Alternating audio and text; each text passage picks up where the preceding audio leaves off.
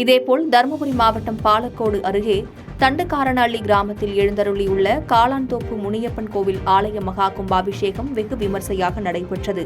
விழாவில் அருள்மிகு முனியப்பன் சுவாமிக்கு பல்வேறு அபிஷேகங்கள் செய்து அலங்கரித்து மகா தீபாராதனை காண்பிக்கப்பட்டது. இந்த விழாவை ஒட்டி பக்தர்கள் அனைவருக்கும் அன்னதானம் வழங்கப்பட்டது. இதனிடையே மயிலாடுதுறை மாவட்டம் தரங்கம்பாடி தாலுகா திருக்கடையூர் அருகே பஞ்சாக்கை கிராமத்தில் தருமபுரம் ஆதீனத்திற்கு சொந்தமான அக்னிபுரீஸ்வரர் கோவிலில் மகா கும்பாபிஷேகம் சிறப்பாக நடைபெற்றது. இதனைத் தொடர்ந்து மாலை திருக்கல்யாணமும் பின்னர் சுவாமி வீதி உலா காட்சியும் நடைபெறவுள்ளது. இதேபோல் மயிலாடுதுறை கஸ்தூரிபாய் தெருவில் அமைந்துள்ள சுப்பிரமணியர் சுவாமி கோவிலில் வேத விற்பனர்கள் ஓத மகா கும்பாபிஷேகம் விமர்சையாக நடைபெற்றது. இதில் மயிலாடுதுறை சுற்றுவட்டார பகுதிகளில் இருந்து ஆயிரக்கணக்கான பக்தர்கள் கலந்து கொண்டனர். இதனிடையே புதுக்கோட்டை மாவட்டம் கரம்பக்குடி அருகே கரு தெற்கு தெரு ஸ்ரீ நொண்டி ஐயனார் கோவில் கும்பாபிஷேக விழா 12 வருடங்களுக்கு பிறகு வெகு விமர்சையாக நடைபெற்றது. இதில் திரளான பக்தர்கள் பங்கேற்று சுவாமி தரிசனம் செய்தனர். வருகை தந்த அனைவருக்கும் அறுசுவை அன்னதானம் வழங்கப்பட்டது.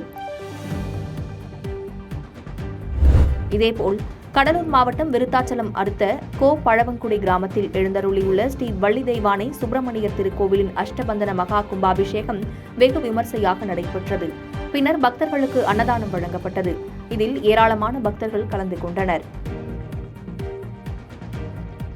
இதனிடையே திண்டுக்கல் மாவட்டம் நிலக்கோட்டை தாலுகா சம்புதூரக் கோட்டையில் அருள்மிகு ஜம்புதுரை அம்மன் திருக்கோவில் குடமுழுக்கு விழா மிக விமர்சையாக நடைபெற்றது.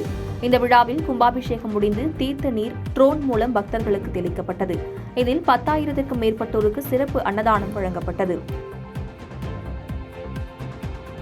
இதேபோன்று செங்கல்பட்டு மாவட்டம் கேளம்பாக்கம் அடுத்த தாழம்பூரில் ஸ்ரீ திரிசக்தி அம்மன் ஆலயம் அமைந்துள்ளது. இந்த ஆலயத்தில் சரஸ்வதி தேவியும் லட்சுமி தேவியும் பராசக்தி என 3 தேவிகளின் கோவிலும் உள்ளது. இந்த கோவிலில் ஆண்டுதோறும் வருஷாபிஷேகம் நடைபெறுவது வழக்கம். இந்த நிலையில் இன்று வருஷாபிஷேகம் சிறப்பாக நடைபெற்றது. இன்றைக்கு இங்க ஆண்டு விழா, அதாவது பிரதிஷ்டா தினம் சொல்லுவாங்க. பிரதிஷ்டா தினம் வருஷ பூஜை என்று சொல்லுவாங்க. அது ஆண்டுதோறும் மிக விமரிசையாக இங்கே நடந்து கொண்டிருக்கிறது.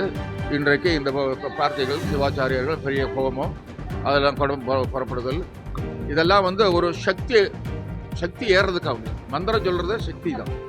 அந்த வகையில் இன்னைக்கு இங்க பெரிய விசேஷம் வருஷ பூஜை. பாதகம் செய்பவரை கண்டால் நாம் பயங்கொள்ளலாகாது பாப்பா, மோதி மிதித்து விடு பாப்பா, அவர் முகத்தில் உமிழ்ந்து விடு பாப்பா.